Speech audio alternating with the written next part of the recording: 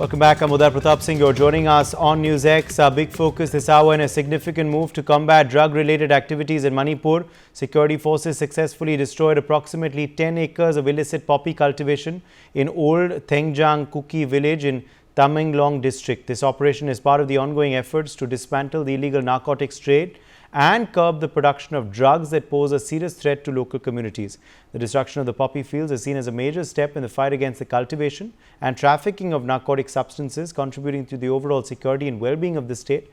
Additionally, security forces in Manipur dismantled 2 illegal bunkers and recovered a large cache of arms, ammunition and explosives in Kangpokpi districts. Major General Dhruv Katoch, Director India Foundation, is joining us live. Major General Brajesh Kumar, former DG Military Infrastructure, is also live with us. Major General J.K. Bansal, Defence Analyst, is live with us. Major General J.K.S. Parihar, Defence Expert, also now joins the broadcast. Let me make a start with you first, Major General Katoch. How important is this fight against drugs as well as we attempt to bring about peace in Manipur? Thank you, Uday. Uday, one of the reasons for violence in Manipur has been the issue of drugs. Because there were drugs there was a lot of cross-border movement between the cookies, between the cookies and their cousins, etc., on the other side of the Myanmar border. And because all this trade was being carried out on the hills, the poppy cultivation was on the hills. And this led to a whole host of other evils. While there are other factors also, the drug trade was one of the primary reasons for violence. The others are, of course, the illicit money, the Christian missionaries, etc., and of course, we have meddling from external powers who like to get into wherever the situation gets disturbed. Now, with this, over the last 2 years, actually, a concerted effort is being made to destroy all poppy fields. It has not fully succeeded. And even now, there are enough areas where poppy fields are there, but they are being destroyed. And I think very soon we will have 100% completion that all poppy fields in Manipur have been burnt out.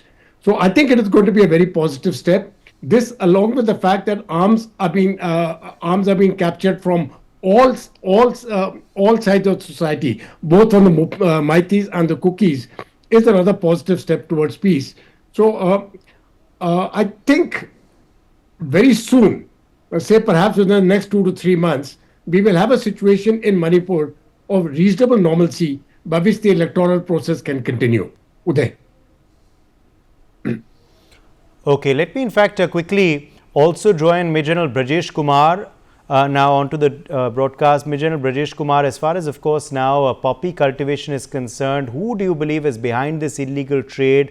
How successful has the battle against it been by the security forces there? Efforts to, of course, to catch those who are behind this, also to destroy the fields, the cultivation before, of course, the drug is funneled elsewhere. Firstly, thank you for having me on your show. The issue of drugs and poppy cultivation is very, very old. If I can recall, 30 years back, when the insurgency in a different form started in a big way. That was in the year 1993. And the reason then was the traffic of drugs from the Golden Triangle, all right? That's the eastern part of India. It would travel through Manipur and then went all over the place, India and abroad per se. And the people or set of people who controlled this trade were Kukis. The insurgency then was between the Kukis and the Nagas to control the route and the money which you can earn from it, and they were held to it. I recall a division being moved in, that was the 57 division to Limakong in 1993. Little later, entire IGAR range, southern IG South was created. We had the army or the police guys as the governors of Manipur since then. The canvas has always been right. I, having served, commanded my battalion from 93 to 95, the engineering regiment there, we traveled extensively. I knew it then that this insurgency is going to stay. It has a canvas of international connection. It has a canvas of drugs. And it has a canvas of aspiration of various tribal societies, they don't see eye to eye. You also know that the political process since Manipur was formed has been a very unstable kind of thing. Earlier, long time back, the Dankhul Nagas used to monopolize the political power with the support of the mighty. Now, of course, things are changing and cookies are manifesting themselves. So that is the story of Manipur. The canvas is perfect for awkward, shall I say, against rule of law per se. So they have to give us more time. It's a work in progress. It cannot happen straight away. Second aspect, how do you begin with it? I believe in the last few years or a decade per se, law and order was not in a best of shape.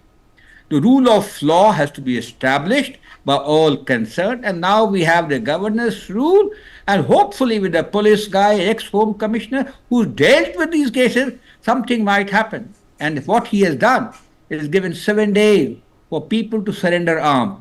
Some of it will come, but more of it will have to be forced actually. They don't come in so very easily. The other aspect is the drugs we talked about. Poppy cultivation would be huge. It's a state. In the center, it's a thickly populated plain, the Imphal Valley. All around are the hills. In the north, dominated by the Naga. In the south, dominated by the Kuki. So these plantations will go along willy-nilly when the writ of the government isn't all that strong. Anyway, the aspect of catching them, reducing them, and other kind of things must happen. But the first thing is we need to have law and order established before any other process can begin. I am in agreement with General Dhruv Katot when he said, well, within few months it can happen. Let's see. But I personally feel it will take a long while, and people have to be patient. Insurgency of this kind with internal linkages of whatever variety you might say has a long festering period. We took relatively shorter time in Mizoram, much longer in Nagaland, and much longer in the insurgency which was in the heartland, the Maoists per se.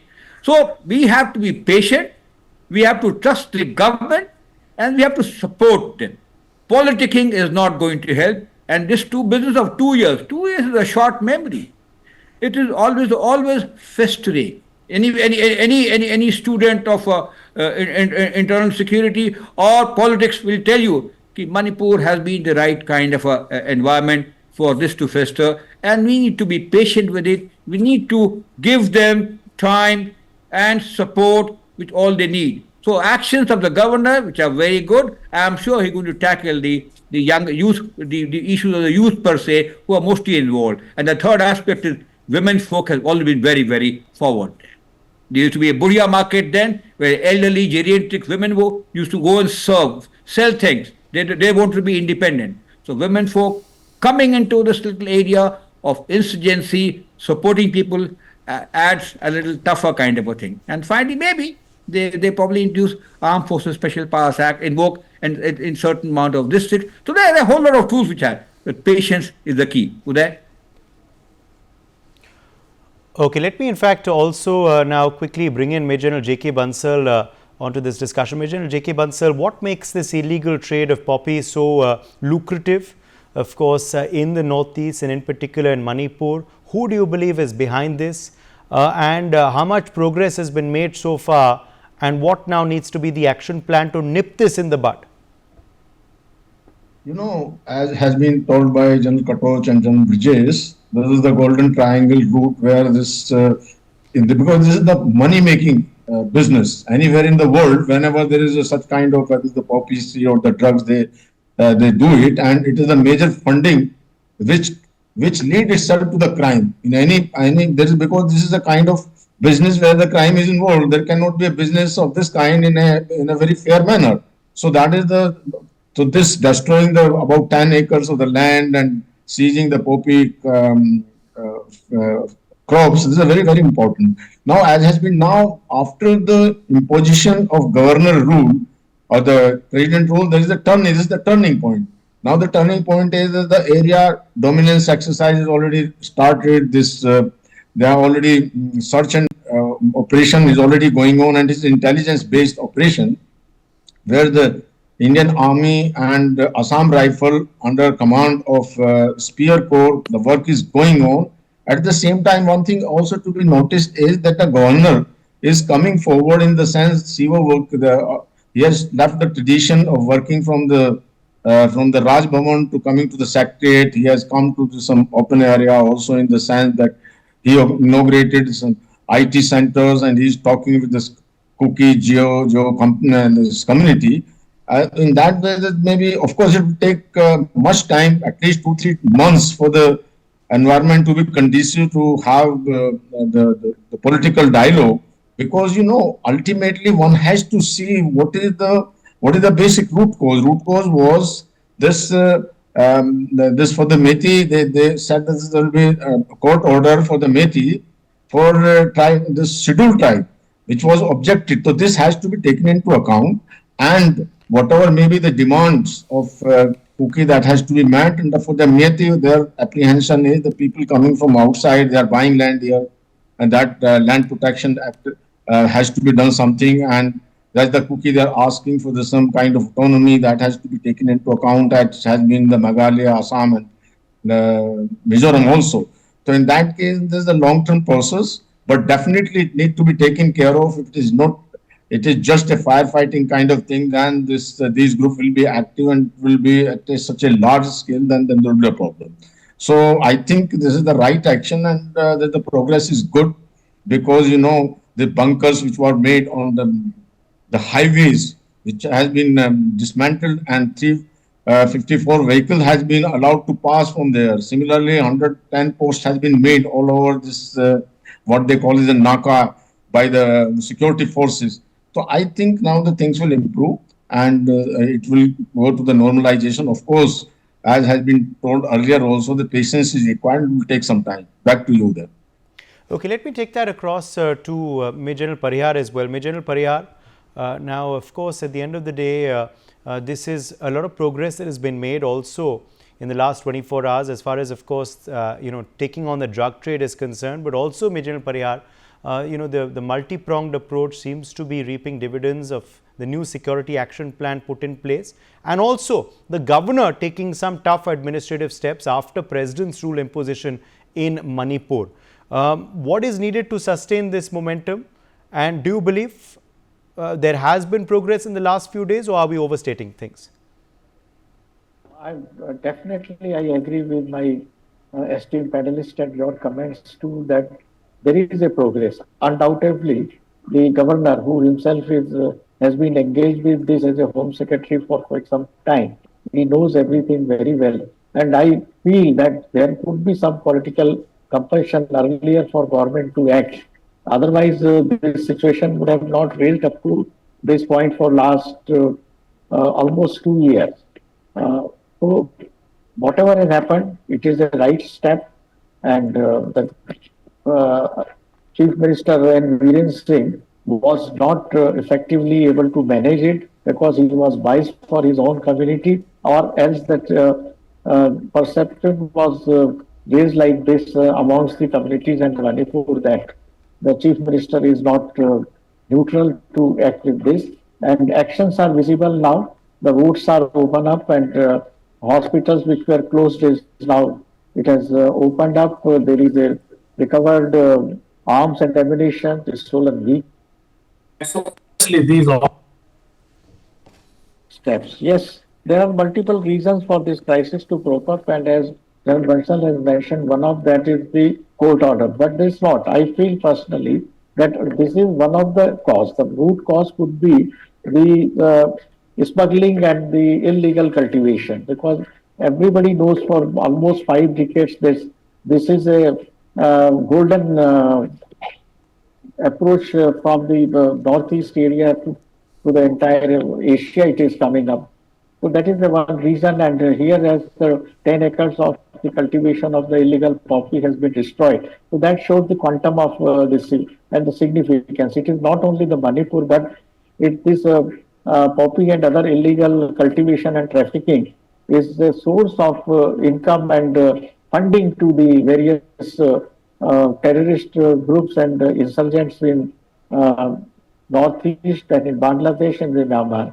then the steps which has taken place by the Myanmar armed forces in their own territory, that could be the another reason. So it is a overall is a big situation, a big crisis, which cannot be taken immediately. Whatever step has the government has taken, I am sure this will definitely will be able to come out of this standstill of almost 23 months. It's a welcome approach for that.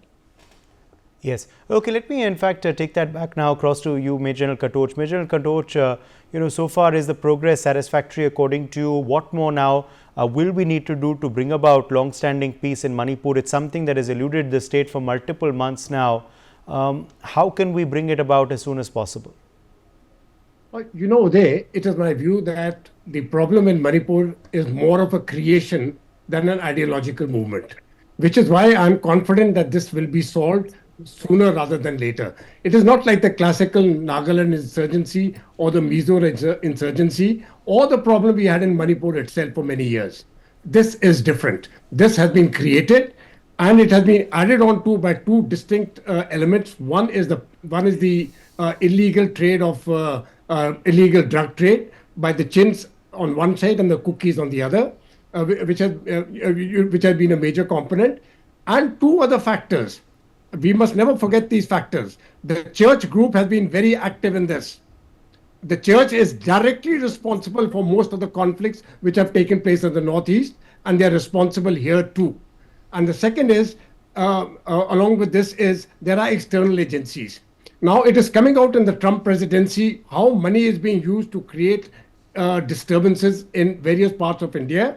And one of those parts where cash, I'm not sure if it was from US Agency for International Development or some other agency, but cash flow from American intelligence sources has been sent to Manipur to create disturbances, as it has been done to other parts of the country. Now, in my view, I think it is very important to curb those cash flows from all sources, the Christian groups, the Americans, which I think Trump will do now, so that bit will be out, and from the illegal drug trade. Once we can get this done, I think that is all that is required to be done. Ultimately, the politics will sort itself out. The governor, regardless of how capable he is, cannot resolve the problem. It will be done by the politicians. Regardless of what anybody may feel, it has to be done by the politicians.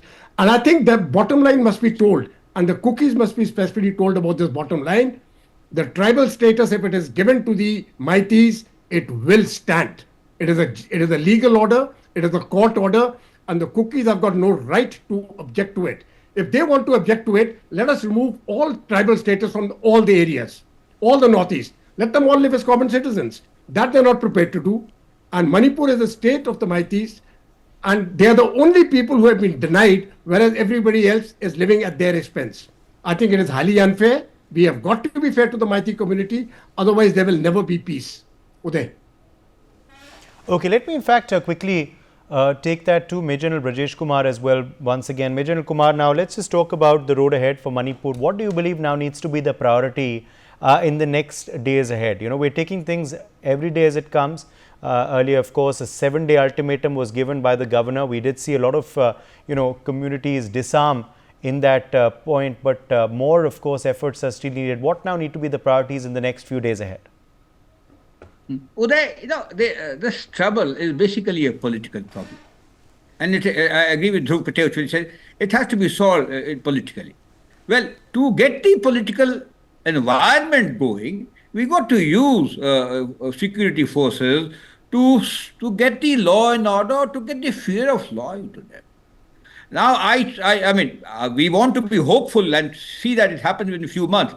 It is unlikely. You see, the Government of India initiative now to fence the border, Myanmar-Manipur border is on. Now, that itself takes time. So, the intent is to seclude or isolate these people from help from across the border, across the international border per se. That helps in reducing the support and minimizing the external influence per se. Though in the days of internet connectivity and the way we transfer money, it becomes tough. But then that has to be handled. So point is to isolate these people, create a bit of fear of law and order, and move toward dialogue, movement, looking after, getting the youth to understand these things, and then get them together. So I still believe that it will take a little while, provided we are on road, and I think we are on road in that direction. So haste is not the thing. Yes, we want it. The last 2 years or whatever, less than 2 years, it's been festering for a long period of time. It's become a big political football in the Indian political scene across the state per se. So that is fine. That will be there. That noise will be there. But the government and the people have to act despite that noise and get into people into confidence. So getting people into confidence, getting into law of order is important. And getting all sections, getting the trust of the mighty. Actually, Kuki is now, because there are also been charges of civil police organizations favoring a group the other. No, it may not be genuine, it may be put on, but this kind of a news travel like wildfire, and they don't do any good. Those, despite the fact that the security forces, especially the army and the Assam rifles, have over the years managed to deal with ethnicity. We recall them, the Indian Army or allied CPOs, being very effectively working in Kashmir Valley per se. So there is no reason why in this much smaller canvas, smaller district, we can't do it. So this is what the game plan should be, which I think it is, but it needs all our support and a bit of restraint from all those who are in a position to influence. In the days of social media, it becomes a tough call. All these news, which are supposed, inverted comma, news is something which is awkward, travels like wildfire. We got to curb it, not by shutting the internet down, but by creating that kind of environment. It's a challenging one, a tough one, a doable one. And all these, mind you, these communities, whether the mighty or the Tangkhul Nagas or the Kukis, they are very smart. Educationally, they are very advanced. Courtesy the Jesuits who came in the 19th century and still are trying to influence there. So I personally feel it's a long haul. We are in the right direction. Let's see how people respond. The deadline of surrendering weapons gets over on the 27th. That's a few days off. Then we take a stop. Approximately, we said that 6,000 odd weapons have been looted from various armories. So let's see how it happens. I'm hopeful, and we wish the governor and the people of Manipur per se all the best in this wondrous task, and they have our support. Absolutely. Major General Parihar, I'll leave you the last word on the road ahead.